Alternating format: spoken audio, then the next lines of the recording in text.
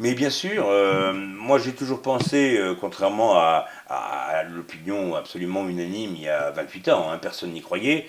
Il y a une personne qui y croyait, c'est le docteur Jean Kiefer, maire d'Amnéville, qui nous a servi de bouclier d'ailleurs au départ, hein, parce que c'était pas facile.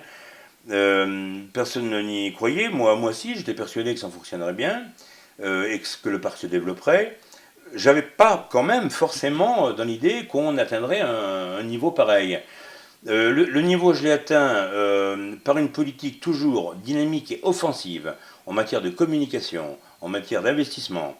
Je l'ai atteint parce que moi et les gens qui sont venus autour de moi sont guidés par une seule chose, c'est la passion. Vous savez, il y a un banquier, un de nos banquiers, qui a dit un jour, alors la formule lui appartient, le zoo d'Amnéville roule sur l'or parce que Michel, et à l'époque Jean-Marc, ont jamais voulu faire de fric.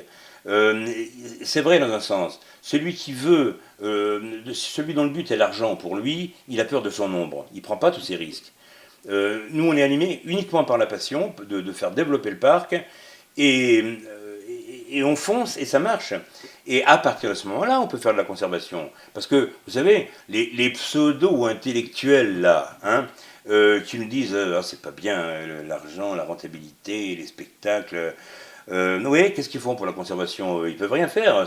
Vous comprenez, pour que je puisse faire de la conservation, il faut que le parc il soit rentable. Parce que si je suis en fin d'année en train d'essayer de payer les fournisseurs, les salariés et les banquiers avec la meilleure volonté du monde, la conservation, il n'y en a pas. Alors, il n'y a pas de politique qui vaille en dehors des réalités. Mais il y a toujours les esprits chagrins pour considérer que si quelque chose marche bien, bah, qu'il y a un aspect vénal. Ils ont quand même du mal de venir me dire ça à moi, vu notre structure juridique, hein, en scope, comme je l'ai dit tout à l'heure.